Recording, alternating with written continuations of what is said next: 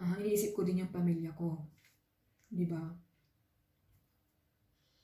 So, ang hirap na isipin na labanan ko siya kasi iniisip ko ang pamilya ko. So, hinahayaan ko na lang yun, guys. Sabi ko, okay lang, kakayanin. Hanggang sa lahat na lang ng luto ko, wala daw lasa. Hindi na daw ako magaling magluto. Nung may time na pinaghugas ako ng prutas, guys, kung alam niyo yung blueberry na prutas, may mga bulok. Alam niyo bang sabi niya sa akin? Kainin ko daw yung bulok na prutas. Sabi ko, ma'am, kahit na yung pamilya ko, kahit na yung mama ko, hindi yan siya nagsabi sa akin na kainin ko yung bulok na prutas. Kahit na bihira kami makakain ng prutas, pero never akong pinakain ng magulang ko ng prutas na bulok. Sabi ko sa kanya. Sabi ko, ma'am, iniiwan mo sa akin yung anak mo araw-araw. Sabi ko talaga sa kanya, iniiwan mo siya sa akin araw-araw. Paano, ma'am, kung halimbawa is wala ka, tapos pakakainin ko din ng bulok na prutas yung anak mo, gugustuhin mo ba? Siyempre hindi. Masakit sa magulang ang makita niya na pinapakain yung anak niya ng bulok na prutas. Sabi ko, kahit galing ako sa mahirap na pamilya, hindi kami kumakain ng bulok. Sabi ko sa kanya.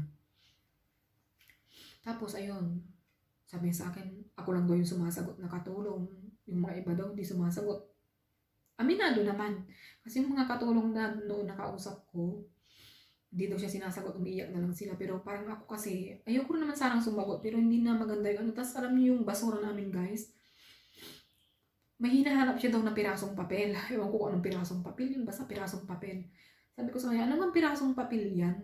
Sabi niya, basta pirasong papel, galing sa book yun. Tinapon mo, sabi sa akin, hindi ko wala akong tinatapon, ma'am. Sabi ko, kahit na gaano kalit man yung papel na napupulot ko, kung saan ko man makikita, nilalagay ko dyan sa table kasi iniisip ko baka kung ano yun. Then sabi niya, itinapon ko daw. Andiyan sa basurahan yun, sabi niya. Hanapin mo. Gusto niya ipakalkal sa akin yung basura, guys. Sabi ko, Diyos ko, para naman akong nito, yung namamasura na, alam niyo yung namamasura ka na para kang titingin ng makain mo doon. Yung kinakalkal mo talaga yung basura na, syempre magdamag na yun. Mabaho na siya, diba? Tapos hindi man lang ako naka-gloves. Pinakalkal niya sa akin. Sabi ko ma'am, tapos ko nung nakalkal, wala namang kahit isang pirasong papel kasi sabi ko naman sa'yo, wala akong tinatapon na pirasong papel. Sabi niya sa akin, hindi ko daw ginamit yung mata ko, kaya daw hindi ko nakita. Alam yung ginawa niya doon sa basura, guys. Talagang ibinuhos niya doon sa sala namin. Binuhos niya talaga doon na inalis yung basura. Talagang kinalat niya doon. Tapos sabihin niya sa akin, hanapin ko daw ulit. Di hinanap ko ulit. Amo siya, di ba? Saka, katulong tayo, minsan sabihin natin walang choice. Yung parang pagtitiis bilang OFW. Titiisin mo. Kasi hindi naman niya pa ako sinasaktan. Tinitiis ko yun. Hanggang sa inalukay ko ulit yung basurahan na may amoy siya, guys. Tapos, hindi ko pa rin mahanap yung pinapahanap niya. Kasi wala naman talaga yung pinapahanap niya. Paano ko mahanap? Diba? So, nung talagang wala, sabi niya sa akin, ligpitin ko na daw yung basura kasi nangangamoy. Doon yung diaper Doon yung diaper ng anak niya. May pupo. Uwi, ganun eh. So, sabi niya, ligpitin ko na daw yung basura. Balik ko doon sa plastic. Doon ako nagkaroon ng lakas ng loob, guys, na sabihin sa kanya na ikaw yung nagkalat, ikaw yung magligpit. Kasi hindi mo dapat gawin yan, sabi ko. Kasi sala yun eh. Hindi naman niya dapat gawin yun, guys. Kasi basura yun. Kahit tayo man lang na mahirap ang buhay sa Pinas, hindi naman natin ginagawa yung ikakalat ang basura natin sa loob ng bahay. Di ba? Lalo pag mabaho. May mga diaper. So yun. Sumasagot ka na sa akin, pulutin mo. Sabi, hindi ko po pulutin yan. Sabi ko sa kanya, ikaw magligpit yan kasi ginawa mo yan eh. Hindi mo dapat gawin yan, sabi ko. Pero ginawa mo yan. Kaya i-terminate mo ako ngayon, hindi ko ililigpit yan. Sabi ko, hindi ko ililigpit yan. Kaya patayin mo ako ngayon, hindi ko ililigpit yan. Sabi ko sa kanya. So hanggang sa biglang may kumatok. Dumating pala yung mama ni Sir. Yun. Dahil nagmatigas ako na hindi ko ililigpit yun. Si mama yung nagligpit. Tapos sabi ko, mama, okay lang. Kasi mabait naman si mama. Tinulungan ko na lang. Imbis na ayokong gawin kasi hindi naman ako yung nagkalat. Inaaw naman ako kay mama kasi mabait si mama, yung nanay ni sir. Tinulungan ko na lang si mama. Tapos tinabi ni mama sa akin na okay lang yan. Siya yung kayakap-yakap ko lagi. Sa kanya ko sinasabi, hanggang sa umalis ng amo kong babae, pumunta na ng opisina. Tapos, yun, kami nag-usap ni mama. Parang sa kanya ko binuhos yung sama ng loob ko, yung niyakap ko siya kasi wala naman akong mapagsabihan na iba. Sabi sa akin ni mama, yung nanay ni sir, sa lahat daw ng naging katulong nila doon, ako lang daw talaga yung nagtiis ng umabot ng ganun katagal. Kasi yung mga iba 3 months lang eh. So ako lang daw yung umabot ng ganun katagal sa kanila. Tapos yun na yung nangyari. Sabi ni mama, alam mo sa totoo lang, kung hindi dahil sa'yo din ako pupunta dito. Pinupuntan ko dito is para tulungan ka din, tapos sa mga apo ko, kasi dalawa yung anak ng amo ko. Hindi dahil sa manugang ko, kasi ang pangit ang ugali ng manugang niya talaga. Kahit yung binan niya nagsasabi na pangit talaga yung ugali ng manugang niya. So yun, hanggang gusto ko pa rin sanang matapos yung kontrata ko kasi 13 months na ako eh. 12 months pa ako nung time na yun. Tapos, yun na yung kailan yung gabi na ikinulong niya ako sa CR, minsan kinukulong niya ako sa kusina. Tapos, nung kinulong niya ako sa kusina, gusto ko sana maghugas kasi ang dami kong hugasin nung guys. Pero ayaw niyang mag-ilaw ako. So, paano ako maghugas dun sa ano? Paano ako maghugas sa kusina nang walang ilaw, di ba? Tapos ang dumi-dumi ng kusina. Paano ako maglinis nang walang ilaw? Di sabi ko sa kanya, ma'am, paano ko hugasan yan walang ilaw kung ayaw mong i-on ko yung ilaw? Don't waste the light daw, don't waste the electricity. Paano naman ako maghugas ang dilim-dilim? Tapos sabi niya sa akin, kasi yung ilaw doon nagre-reflex doon sa room nila. Kaya sabi niya, mamaya na daw pag napatulog na daw niya yung mga anak niya bago ako maghugas. Iniisip ko yung time na yun, alauna na ng madaling araw. Adi doon, sa sobrang sama ng loob ko na parang gusto ko nang manakit. Pero pinipigil ko. Gusto ko na siyang saktan. Kaso andoon pa rin yung iniisip ko may mga anak ako. Siyempre, makukulong ako, di ba? Pag sinaktan ko siya, makukulong ako. Paano naman yung mga anak ko? Di lalong hindi ko na sila makikita. Nung parang gigil na ako, guys. Ginanong ko na talaga yung dibdib ko kasi nanidikit na. Tapos gusto ko sanang uminom ng tubig. So, parang, pinigil ko yung sarili ko. Tapos, hindi na ako nakatiis. Ang ginawa ko, tumawag na ako ng pulis. Kasi kinulong niya ako sa kusina. Nung tumawag ako ng pulis, kasi dito sa Hong Kong guys, once na tumawag ka sa pulis, number ng pulis, madiditik nila yun agad guys kung nasaan ka. Kahit basta tumawag ka lang, narinig nila umiiyak ka, kahit wala ka nang sasabihin, basta narinig nila na umiiyak ka, niraradar na nila yun kung saan ka. So makikita nila agad. So nung namatay na yun, siguro namatay na yung call ko sa kanila. So alam na ng pulis na may masamang nangyayari sa akin.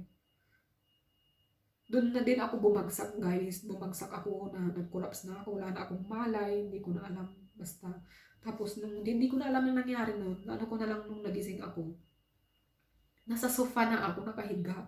Siguro hinila-hila ako ng amo kong babae kasi masakit naman yung mga dito ko eh. Hinila-hila siguro ako ng amo kong babae para ipahiga dun sa sofa. Kasi wala pa yung mga pulis siguro ng time na yun. And then, nung nagising ako, parang nahihilo pa rin ako. Nung nagising ako, pagmulat ng mata ko, may 4 na pulis sa harapan ko. Sabi ko, anong nangyari? Sabi ko, sir, what happened? Sabi ko ganun. Akala ko aarestuhin ako. Umiyak pa rin ako kasi natakot ako. Sabi ko, bakit ako aarestuhin na wala naman akong kasalanan? Hindi ko alam yung nangyari na kasi nag-collapse na ako. Takot na takot ako nun guys. Alam niyo ba yung takot ko na first time kong pinasok ng pulis doon. Sabi ko, nagigilig ako. Sabi ko, sir, what happened? Sabi ko, I didn't do anything. Sabi ko, you can ask my employer. Sabi ko, tapos, sabi ng isang pulis sa akin, don't worry. Sabi yung ganun, we're not bringing you into the police station. We will bring you into the hospital. Sabi ng pulis sa akin. So sabi ng pulis sa akin, kuha ka ng damit mo. Tapos yung amo ko nagsasalita siya ng Cantonese, kinakausap yung mga pulis. Tapos sabi ng pulis sa akin, do you know how to speak Cantonese? Do you understand Cantonese language? Sabi sa akin. Sabi ko, no sir. Sabi niya doon sa babae na amo ko. Okay, just to be fair, huwag kang magsalita ng Cantonese, all English para maintindihan natin lahat. Ang ganda ng shout out sa mga pulis dito sa Hong Kong. Ang gaganda ng nila talaga, guys. Ang ganda ng yung pantay yung nila. Wala silang kahit mayaman o mahirap. Talagang pantay-pantay. Kahit katulong ka lang dito. Kung mali ang amo mo, sa'yo papabor talaga. So, ang ganda ng batas nila dito, guys, sa Hong Kong. Di sabi nung pulis amo ko, huwag kang, pinagalitan pa yung amo ko, sabi na huwag kang magsalita ng Cantonese kasi hindi maintindihan ng katulong mo. Maging patas, magsalita ka ng English. Di yun. Nag-English yung amo ko. Pero sabi ng isang pulis sa akin, kumuha ka na ng damit mo kasi doon ka matutulog sa hospital, sabi sa akin. DC yun. Nandun ako sa hospital, tapos inano nila ako kasi nanghina ako, nakaswero ako. Tapos, yun. Sabi pa ng amo ko nung paalis ako sa bahay, dalhin mo yung cellphone, yung ginagamit mong cellphone, yung tapos dala ka ng charger, tapos tawagan mo ako, paalam mo sa akin kung okay ka lang doon ha. Sabi ng amo ko sa akin, na narinig ng pulis, sabi ko sa akin, katapos ng gawin mo sa akin, ngayon concern ka pa, ano yan, pakitang tao? Sabi ko sa kanya. Tapos, tinanong ako ng pulis, nagsabi ako sa pulis na, tinanong kasi ng pulis, guys, kung kailan pa ba daw yun nangyayari. Sabi ko, simula nung 8 months ako sa kanya, kasi nakabakasyon pa ako, simula 8 months, 8, 9, 10, 11, 12, hanggang 4 na buwan niya akong ginanon. Kasi yung pang 13 months ko, guys, yun na yung nakauwi na ako ng Pilipinas eh. Yun na yung ayaw na niya akong pagalitan kasi nakasubmit na ako ng resignation letter. Termination letter. Hindi yun.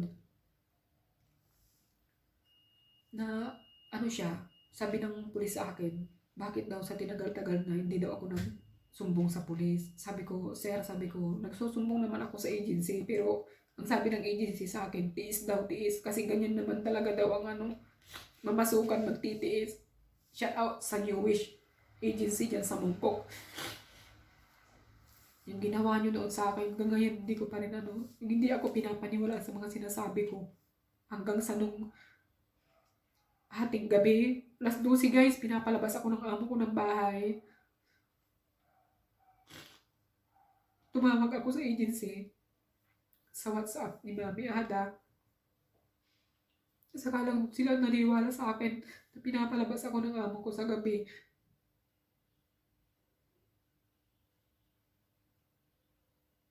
Ang hirap. Kasi wala nagkatao-tao sa labas. Tapos, palabasin ka niya. Doon ako tumawag sa agency. I mean sa phone number na ni Mami Ada. Kasi, sarado naman ang agency na doon eh. Doon kami nag-video call sa WhatsApp. Pinakita ko talaga kung nasaan ako. Nasa labas ako. Sabi niya, at the middle of the night, you're in outside. Sabi niya sa akin, yes ma'am, because my employer asked me to go out. Sabi niya, dapat hindi daw ako sumunod. Dapat pinagpilitan ko daw na ayoko lumabas kasi gabi na yun. Para nagutan na ako ng amo ko. Ayun. Tapos yung time na yun, tumawag si Mami Ada kay amo kong babae. Sabi niya, kumusta yung katulong mo? Manyan, tulong na. Sabi daw ng amo ko. Tapos sabi ni Mami Ada, huwag ka magsinungaling kasi kausap ko yung katulong mo ngayon. Nasa labas, pinalabas mo daw. Tapos ang sabi daw niya, may pinabili daw. Hindi naman ako pinabili, wala namang binili. Saka kung may pabibili ka, hindi ganitong oras. Sabi, doon lang naniwala yung agency guys, sabi sa akin. Ngayon, hindi ka na namin pipigilan kung gusto mo talaga mag-break contract. Kasi noon talaga guys, gusto ko na mag-break. Sabi ng agency, magtiis daw ako kasi daw, yun naman talaga dapat. Pag nagpakatulong ka, magtitiis ka. Pero depende naman sa pagtitiis yun, di ba? Kung sa trabaho, kahit gaano kadami ang trabaho, kaya mong tiisin yan, kaya mong tiisin yung puyat, pagod. Pero yung ganun na yung pagtrato ng amo mo sa'yo, parang napakatanga mo na talaga na kung kaya mo pang tiisin yung ganun. Ang daming nagsabi sa akin na iwanan ko na daw. Hanggang sa nung nagpunta ako ng agency, sabi sa akin mismo ng staff. Ngayon, kami na mismo magsasabi sa'yo na mag-resign ka na, sabi sa akin. Umiyak ako nun, sabi ko ngayon pa nila sasabihin ng ganun. So yun, nag-break contract ako. Pero yung break contract kasi guys is 1 month notice tawag dito. Gagawa ka ng 1 month notice. Ibig sabihin, mm, mag-i-stay ka pa ng 1 month sa amo mo habang under process yung papel mo na nag-break contract ka. So, 1 month notice niya. So, nag-stay pa ako ng amo ko ng 1 month. Kaya naging 13 months ako sa kanya. 13 months na nagtiis. Pero hindi na niya ako tinatrato kasi may pinirmahan na siya sa police guys na hindi na niya ako gaganunin. Tapos, hindi na niya ako palalabasin ng bahay. So, parang nagbago yung ano niya, hindi niya yung ginagawa sa akin. Pero yung ugali niya, yung dadabog, nagtatapon, ginagawa pa rin niya. Pero yung sa akin, hindi na. Kasi takot na siya, pumirma na siya kasi. Andin na yun. Nung nakauwi na ako ng Pilipinas, may bago siyang katulong. Ngayon, nakontak ko yung bago niyang katulong. Ganun din. Umiiyak din kasi ganun ang trato sa kanya. Hinampas nga daw siya ng cord ng ano, pinicturan niya yung dito niya sa akin. Ate, sabi niya, yung ginagawa sa akin. So, yun na. Ang dami guys, ang dami namin pinagdaanan na ano, na ganung problema. Pero, nakayanan pa naman. Parang, oo, mahirap. Ang hirap, sobrang hirap ng isang OFW na mapunta ka sa among hindi ka ituturing na pamilya. Kaya, hindi ganun kadali. Madaling sabihin ang mag-abroad, pero hindi mo alam yung mapupuntahan mo guys. Hindi mo alam kung okay ba yung family na mapupuntahan mo. Hindi mo alam kung tuturing ka bang pamilya. May mga ano naman, ganitong lahi na makajus din naman talaga sila. Ta kung anong yung religion mo, nirerespeto nila.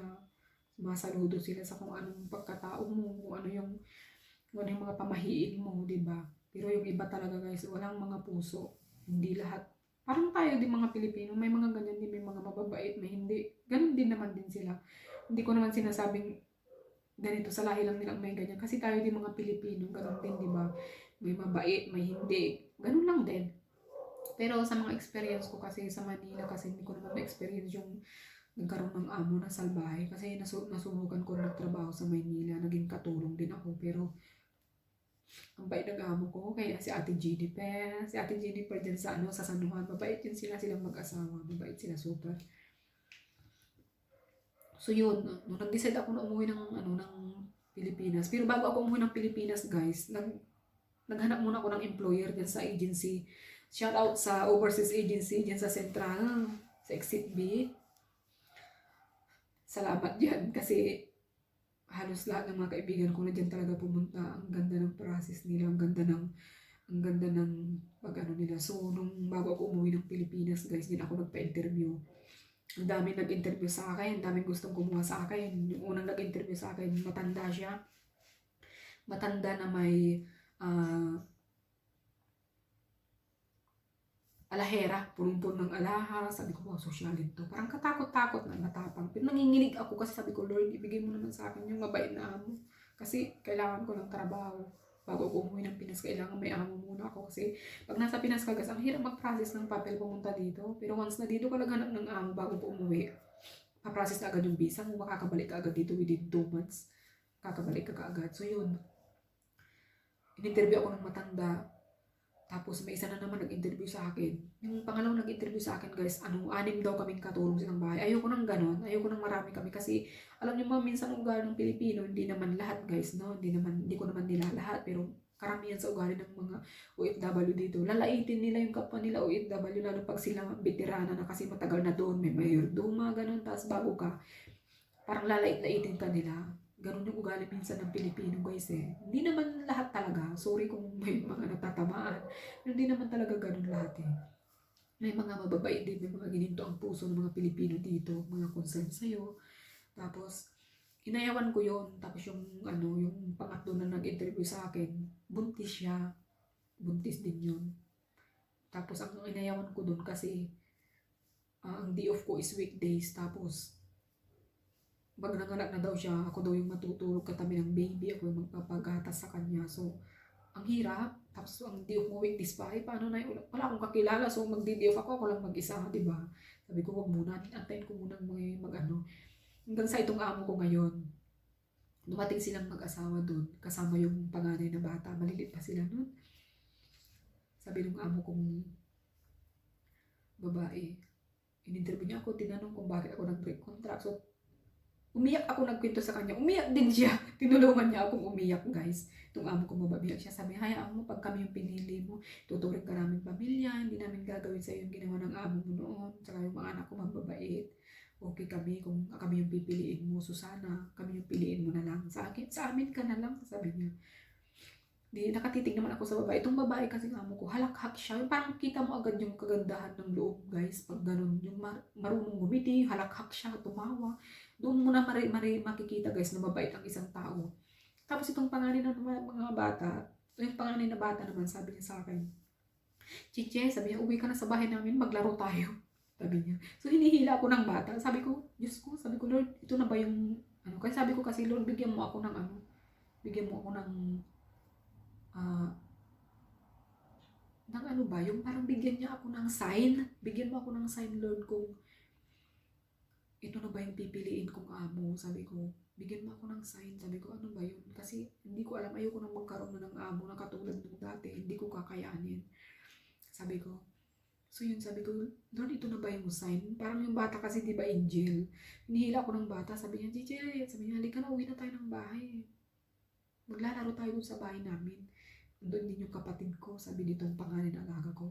At talaga, tapos umandong siya sa akin, yakap-yakap niya ako. So, hindi maarte yung amo ko kahit na nakita ng amo ko na yumakap sa akin yung anak niya, yung hindi niya tinawa. Ginayaan lang yan. Tapos sabi niya ang amo kong babae, sige, dalhin mo na si Chichi doon sa bahay, uwi na natin.